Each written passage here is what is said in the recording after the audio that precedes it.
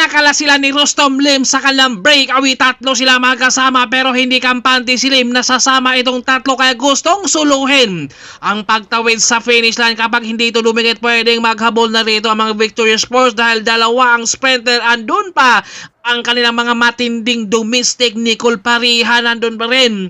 Si Grospe at saka si Edson nandun rin at saka nandito rin si Pacquiao, wala rito si Ryan Tugawin at saka si Mervin Corpus, kaya ito mauobliga rito ang mga peloton natin sa paghabol rin.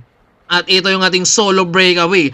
Magkasama silang tatlo pero hindi kampante si Lim dahil alam niya na wala raw siyang pang-remate pero meron siyang pang-breakaway ka binanata ng 54 kps. Napakatindi pa rin at wala sa edad kundi nasa ensayo, nasa sipa, tiis ang kailangan rito. Alam ni Lim na pagod na siya pero mas nahihirapan rin ang mga naghahabol rito dahil kapag hindi mataas ang speed rito, hindi makakadikit ni Lim. Pero ang tanong ng San Leonardo Nueva Ecija hanggang saan kaya i-maintain ni Lim rito ang 50 km per hour ang kanyang ginagawa dahil sinusulid na talaga niya dito at gusto niyang tapusin na sana pero meron pang isang ikot kaya napakahirap pa itong tiisin yung kanyang breakaway dahil nga naisip niya dito na wala akong pang-remate. Plus nandun si Navarra na re-remate rin, si Mark Barolo ng Victorious Sport na mahirap din kalaban dahil marami rin naman ang mga bagets natin nagsisipag sa pag-iinsayo para lumakas dahil dating mga iniidolo nila ngayon nakalaban na. Kaya abangan natin yung ating second group dahil nabuwag nga sila at ito medyo nagkagulangan pa nga sila kung sino ang magtatrangko rito dahil natanaw na nga sila nung grupo dahil nga kumalas itong dalawa rin kanila dahil binalatan ni Lim dahil kapag si Lim pumanay napakahirap talagang kapitan. Lalo na kayong mga diin niya kaya ito si Mark Barolo at inuunti-unti niyang pinakaras dito si Navarra.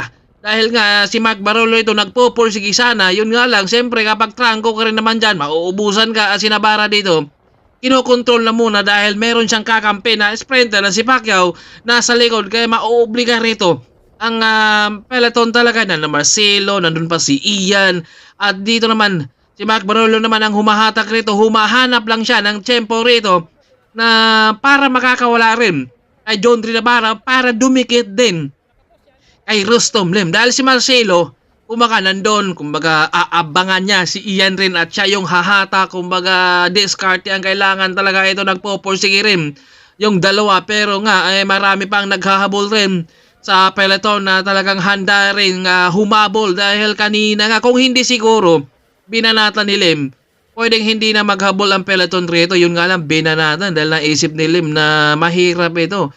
Kumbaga, umahanap na ng tempo rito si Mark Barolo kung paano niya pakalasin rin si Navarra rito dahil nga nabagalan din si Mark Barolo rito at umangat na rito pinakalas sa John Navarra rito pero hindi na pumapayag na si Navarra na maiwan rin.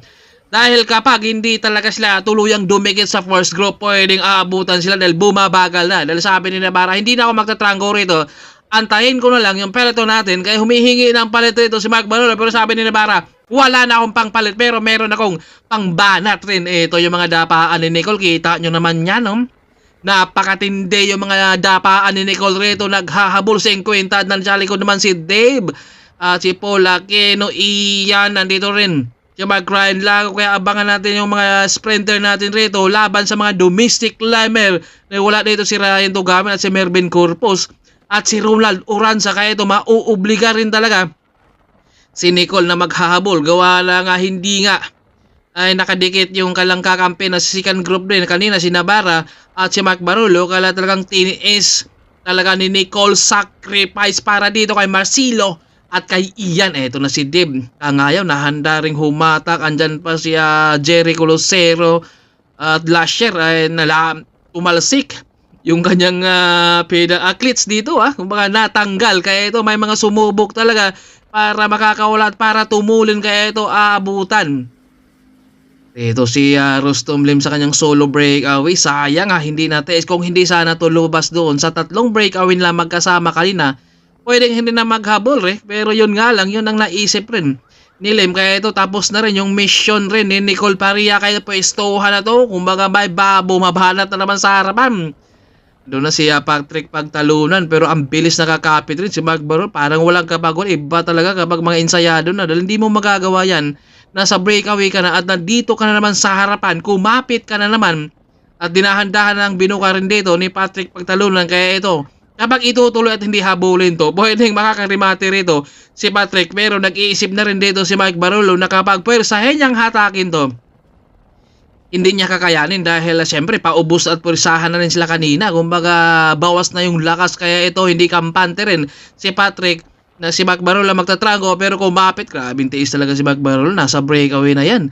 Pero andyan pa rin, sumama pa rin pagpanat rin ni Patrick. Iba talaga kapag may potential talaga kito. Habol na si Dave Kangayaw rito ng Standard Insurance. Ubos kung ubos na yung mga ganitong galahon, kaya ito paubos na rin talaga. Ito gumelid na, gross pay, nililingon niya rito yung kanyang mga kakampi na sprinter. Dalawa rito sa likuran dahil wala nga si Uranza, Tugawin, Corpus. Maraming mga wala rin dito mga sprinter din ha. Ito abangan natin na dito rin. Pangalawa si Patrick na nag-aabang, Marcelo nasa likod rin.